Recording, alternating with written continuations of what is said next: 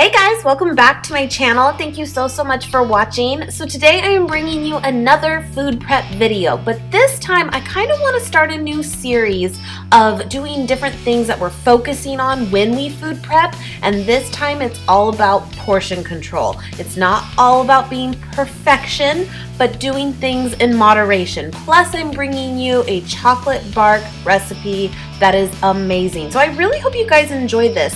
If this is something you enjoy, please give this video a thumbs up and comment below what you'd like to see next. Maybe a low carb option, maybe something for even your kids, prepping for your kids. So let's jump into this. I'm going to share with you guys some different meal ideas as well as snack ideas, and I also give you guys the nutritional value of each of these. I hope you guys enjoy. So the first thing we're going to prepare this week is going to be oatmeal. Basically, you're making your own oatmeal packets, if you will. Except by doing it yourself, you get to control the exact amount that you are putting into these as well as all of the ingredients. So what I'm putting here is a half cup of oats along with 1 tablespoon of chia seeds, 1 tablespoon of flax meal, 1 tablespoon of maca powder, and 1 tablespoon of powdered peanut butter. And for me, this is just so simple to do. You can see, put out your Snapware, your containers, put out little plastic baggies, whatever works for you, and fill up your containers. And that way you have them to just grab throughout the week. Now, of course, I am making this with the intention of actually still making fresh oatmeal in the morning by adding water to this when I cook it up. But you can actually even do overnight oats if that's something you prefer to and you want it really ready to go.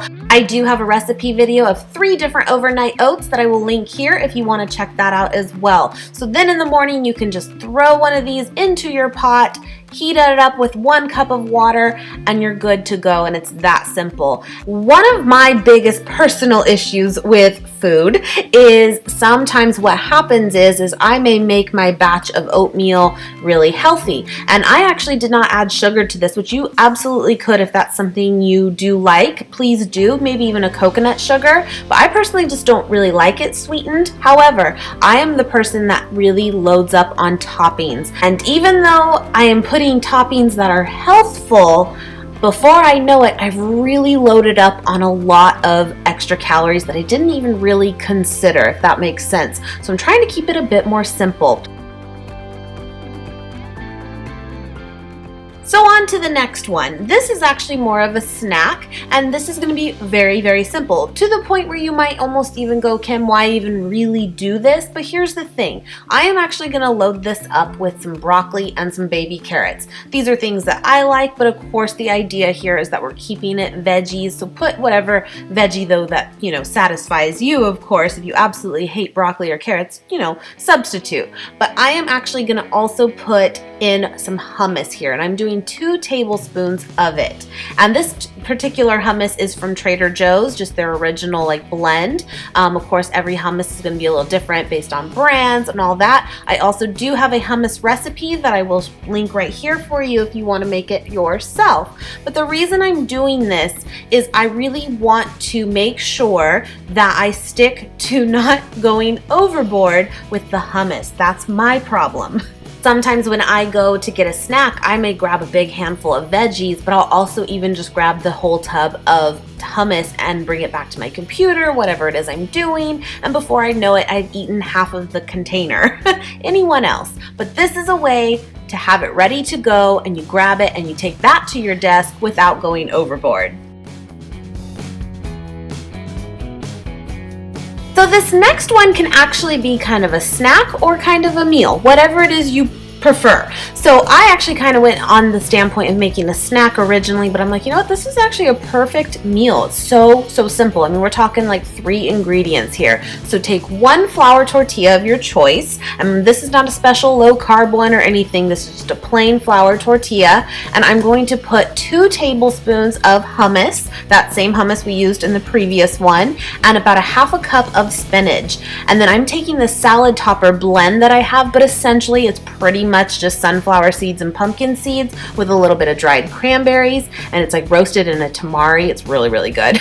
And it's from Costco, by the way. And I'm just going to roll this up, and we're gonna make basically little pinwheel like sandwiches. And of course, you can get so creative with this kind of thing for sure, of whatever it is you fill it with. I'm just cutting off the ends just so it's a little bit nicer, and putting in some toothpicks as my guide. One, it'll keep it together, but also kind of show me where to cut them.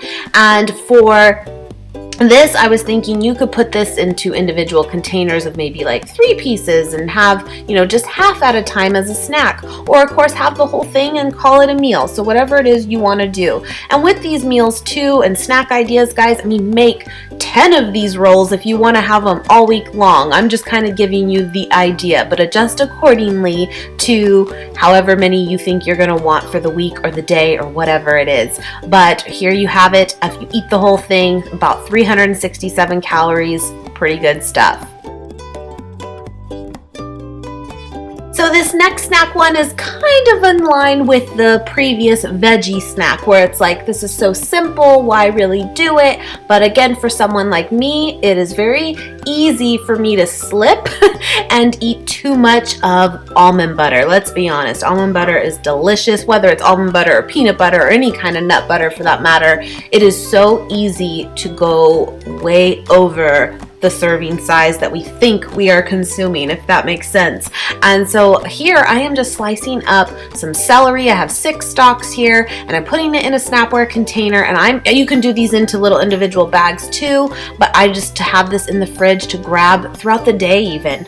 With that, another idea you could do is literally like scoop in 2 tablespoons of whatever nut butter you're using into a little container and have those in your cabinet or refrigerator ready to go, and that way you can have it with something like this too, or even sliced apples, that kind of thing, but you already have the part that can get very quickly high in calories and fats ready to go, and you'll only grab that serving at a time. So that's another idea for you as well. So last but certainly not least is the chocolate bark recipe. So guys, I am using actually a whole bag of semi-sweet chocolate chips from Trader Joe's. Now I kept this in because I kind of messed up and I still wanted to show it to you how I brought it back, and it's okay. But I just took a glass bowl and put in the bag of chocolate chips, and then I put in some Earth Balance vegan butter. But unfortunately, this just did not work for me. The vegan butter did not have enough like oil content to it. So scratch that. Don't put the vegan butter in it. Instead, go with coconut oil. It was perfect. It brought it back to life for me, and we were good to go. But I wanted to just tell you that because it kind of was trial and error. I thought it would be enough oil, and it wasn't. So what you do when you make melted chocolate, and I'm doing it the very simple way, is actually doing it in my microwave. And you can see there I added the coconut oil, and you see it brought back to life basically, because what will happen is it will melt, but it will also really stiffen up. It will not become creamy enough to smooth out, and that's the problem. So when you put that oil back into it, you're good to go. Plus it gives it a really nice glossiness. Now I also added like a tablespoon of instant coffee. I think by adding that, you don't really taste it, but it really enhances the chocolate flavor. It's good stuff. It really, really is. Try that little trick out. It's like really good.